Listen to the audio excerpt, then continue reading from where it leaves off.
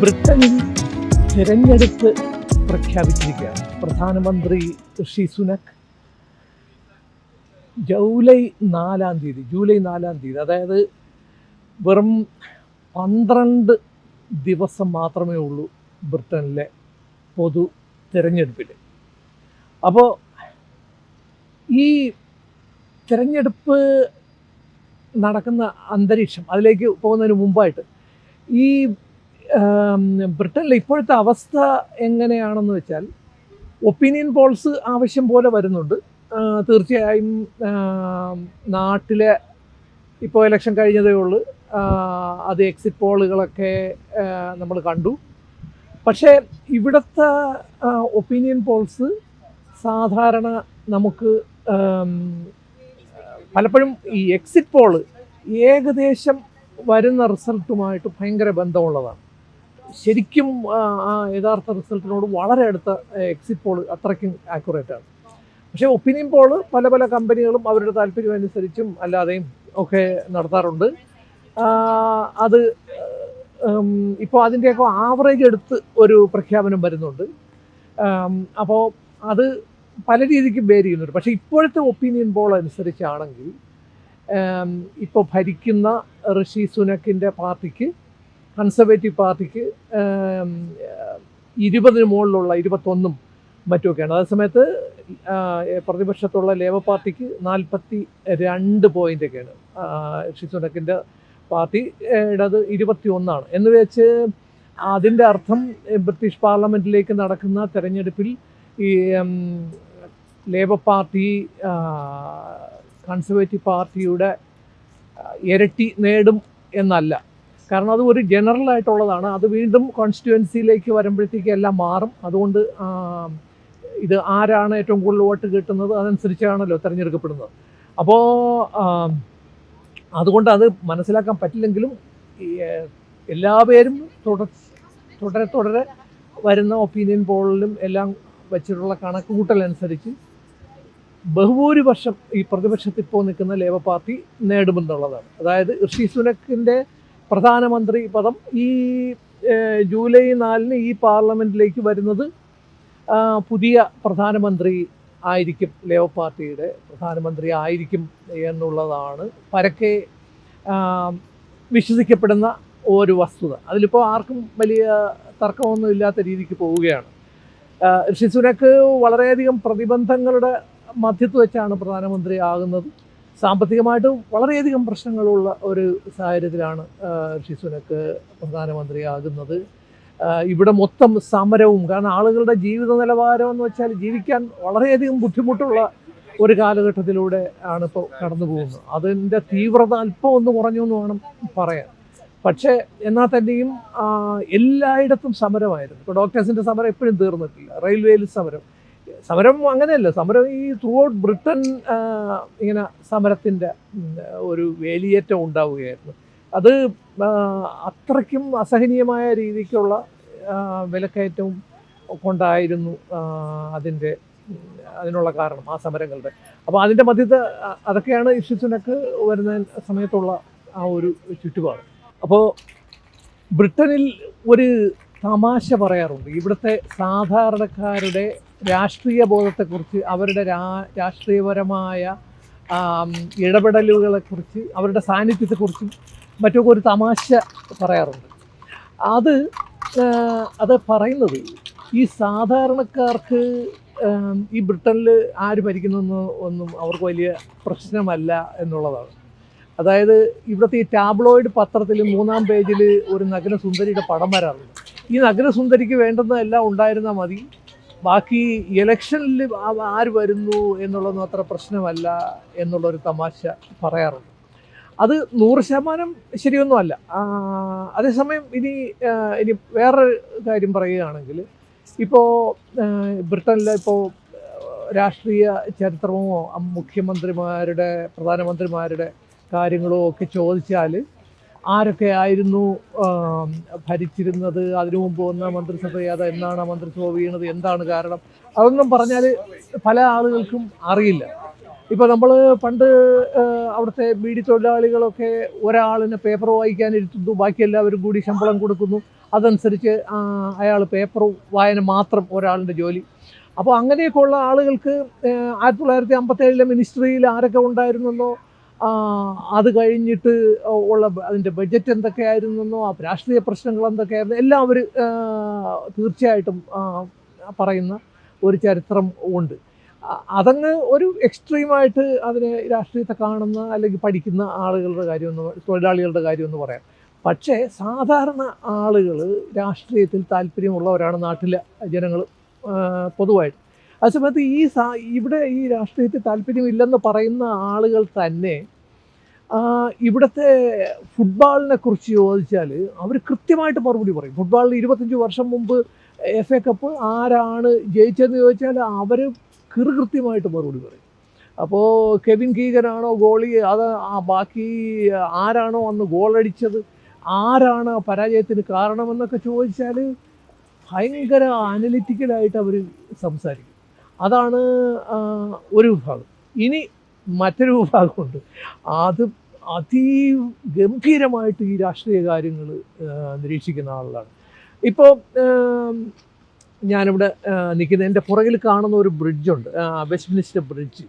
ആ ബ്രിഡ്ജിൻ്റെ മുകളിൽ കൂടി ലക്ഷോപലക്ഷം ആളുകളാണ് ഓരോ പ്രശ്നത്തിനും ഈ പാർലമെൻറ്റ് മുന്നിലൂടെ, അപ്പോൾ മറു സൈഡിൽ പാർലമെൻറ്റ്, അപ്പോൾ ഈ പാർലമെൻറ്റ് മുന്നിലൂടെ പ്രതിഷേധം നയിച്ചിട്ടുള്ളത്.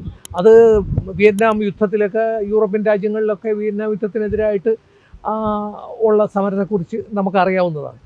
പിന്നെ ഇപ്പോൾ ഏറ്റവും കുറച്ച് റീസെൻ്റ് ആയിട്ടുള്ളതാണെങ്കിൽ ഇറാഖ് യുദ്ധ സമയത്ത് 40 ലക്ഷം ആളുകളാണ്, ഇത് ലോകത്തിലൊരു റെക്കോർഡെന്നാണ് പറയുന്നത്, 40 ലക്ഷം ആളുകളാണ് ഇറാഖ് യുദ്ധത്തിനെതിരായിട്ട് പ്രതിഷേധിച്ചത്. അപ്പോൾ അന്ന് ഞാനിവിടെ വന്നതാണ്. അപ്പോൾ എംബാങ്ക്മെൻറ്റ് സ്റ്റേഷനിൽ ഇറങ്ങി വലതോട്ട് പോകുമ്പോഴാണ് ഈ തേംസ് നദി കാണുന്നത്. അപ്പോൾ അതുവഴിയാണ് പാർലമെൻറ്റ് അടുത്തോട്ട് നടന്നു വരുന്നത് അവിടുന്ന്. അപ്പോൾ അന്നത്തെ ദിവസം പോലീസ് അങ്ങോട്ട് വിട്ടില്ല, തിരിച്ച് ഓപ്പോസിറ്റ് സൈഡിൽ ട്രഫാൽഗർ സ്ക്വയറിൻ്റെ സൈഡിലോട്ട് വിട്ടു. അപ്പോൾ ട്രഫാൽഗർ സ്ക്വയറിൻ്റെ സൈഡിൽ ചെന്ന് വലതോട്ട് പോകുമ്പോഴത്തേക്ക് ഇന്ത്യൻ എംബസിയൊക്കെ വരും. അതുവഴി കറങ്ങി ഏകദേശം 1 കിലോമീറ്റർ അപ്പുറത്താണ്.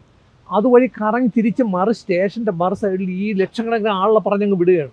സ്റ്റേഷനിൽ ഇങ്ങനെ തുരുതുര ഇറങ്ങുന്ന ആളുകൾ അങ്ങനെ അങ്ങ് പറഞ്ഞ് വിടുകയാണ്. ഈ പ്രകടനത്തിന് പോകാൻ വരുന്നവരാണ് ഇവരെല്ലാം. അപ്പോൾ ഇതങ്ങനെ പോയി മറു സൈഡിൽ എത്തിയപ്പോൾ 2.5 മണിക്കൂർ കഴിഞ്ഞിട്ടാണ് ഞങ്ങൾ നടന്ന് മറു സൈഡിൽ എത്തുന്നത്. അപ്പോൾ അത്രയും ഗംഭീരമായ ഒരു പ്രതിഷേധമായിരുന്നു ആ ഇറാഖ് യുദ്ധത്തിനെതിരായിട്ട് ഇവിടെ നടന്നത്. ഇപ്പോൾ പാലസ്തീൻ ഇഷ്യൂ നടക്കുമ്പോൾ ഇവിടുത്തെ വീക്കെൻഡിൽ ശനിയാഴ്ച നടന്ന് ഇവിടെ ലണ്ടനിൽ ഈ പാലസ്തീൻ ഇഷ്യൂ ഇസ്രായേലിനെതിരായിട്ട് അതിശക്തമായ പ്രതിഷേധം ഇവിടെ നടന്നുകൊണ്ടിരിക്കുകയാണ് ഓരോ ആഴ്ചയിലും. അതും ലക്ഷോപലക്ഷം ആളുകളാണ്. ആദ്യം നടന്ന ഈ പ്രകടനങ്ങളൊക്കെ എന്ന് വെച്ചാൽ എണ്ണിയാലൊടുങ്ങാത്ത ആളുകളായിരുന്നു അതിൽ പങ്കെടുക്കുന്നത്. ഇപ്പോൾ ഏറ്റവും ലേറ്റസ്റ്റിൻ്റെ നമ്പർ എനിക്ക് തിട്ടമായിട്ട് അറിയില്ലെങ്കിലും ഇപ്പോഴും ഞാനിപ്പോൾ കഴിഞ്ഞ ഒരു 2 ആഴ്ച മുമ്പ് കണ്ടിരുന്നതിലും ആയിരക്കണക്കിന് ആളുകളുണ്ടായിരുന്നു. പക്ഷേ ആദ്യത്തെ ഉണ്ടായിരുന്ന അത്രയും ഇല്ല, കാരണം എല്ലാ ആഴ്ചയിലും എല്ലാവർക്കും വരാൻ പറ്റത്തില്ലല്ലോ. പക്ഷേ അത് തുടരുന്നുണ്ട് എന്നുള്ളതാണ്.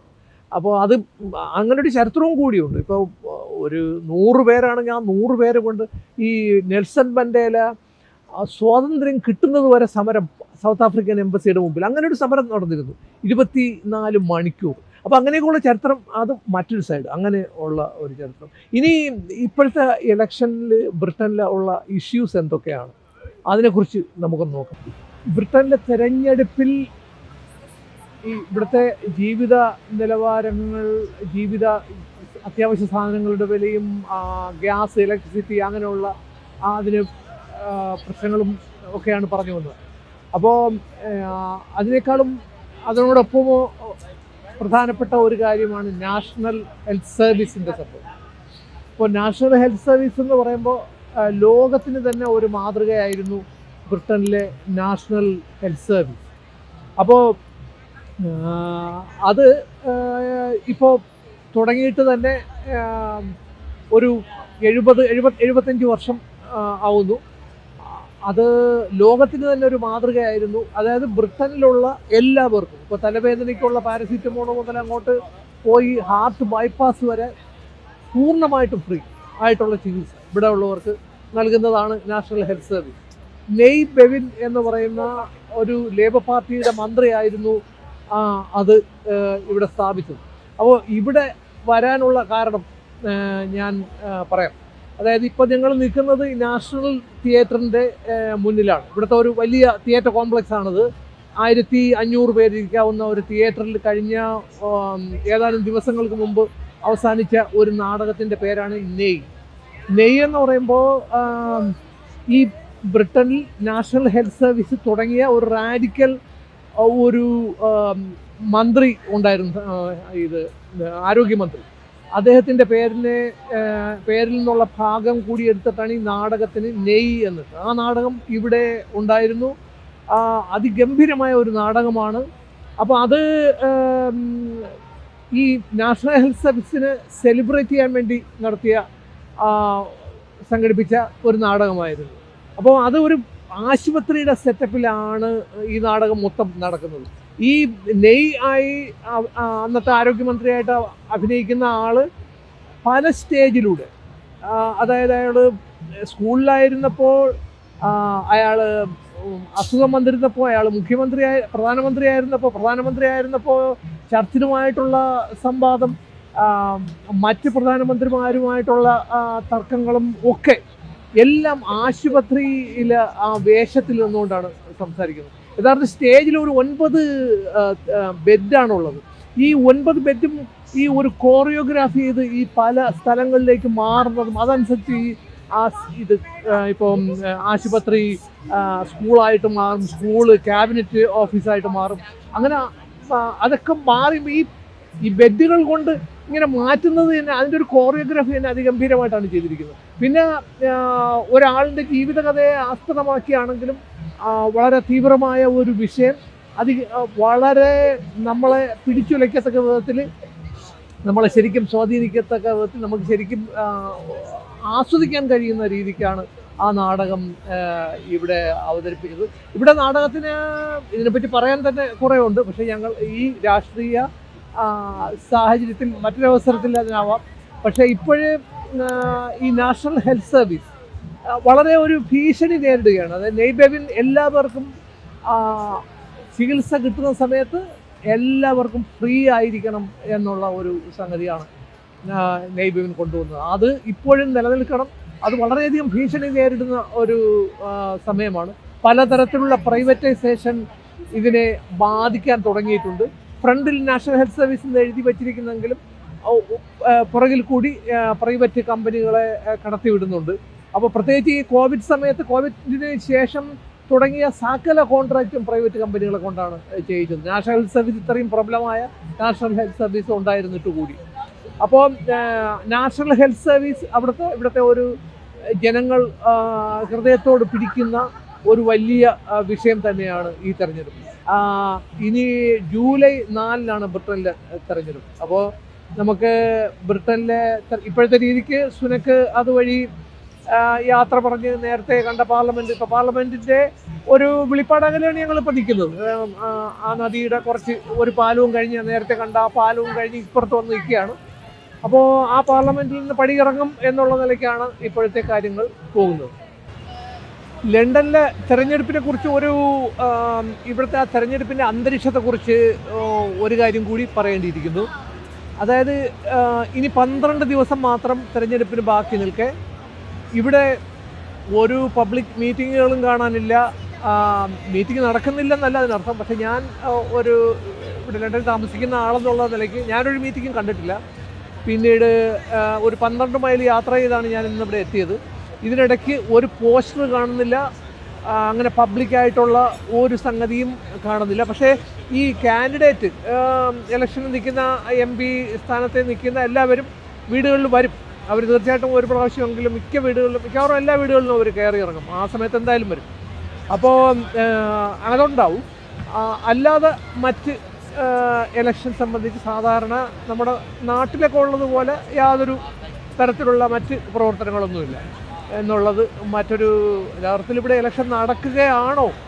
അത് 12 ദിവസം ഇലക്ഷൻ നടക്കാൻ പോകുന്ന ഒരു സ്ഥലത്തെ കാര്യമുണ്ട്. ഇവിടെയൊക്കെ മറ്റ് ഇപ്പോൾ ഞങ്ങളിപ്പോൾ കണ്ടത് ഇവിടെ പലതും മറ്റു കാര്യങ്ങളൊക്കെയാണ് നടക്കുന്നത്. തെരഞ്ഞെടുപ്പുമായിട്ട് യാതൊരു ബന്ധവുമുള്ളതല്ല. അപ്പോൾ ലണ്ടനിലെ ഈ തെരഞ്ഞെടുപ്പ് സ്ഥലത്ത് നിന്നുള്ള ഈ ഡെസ്പാച്ച് ഇവിടെ തൽക്കാലം നിർത്തുകയാണ്. അടുത്ത ലണ്ടനിൽ നിന്നുള്ള ഒരു ഡെസ്പാച്ചിൽ നമുക്ക് വീണ്ടും കാണാം. ഓൺ ദ ഡോട്ട് മീഡിയയ്ക്ക് വേണ്ടി ലണ്ടനിൽ നിന്നും മണമ്പൂർ സുരേഷ്.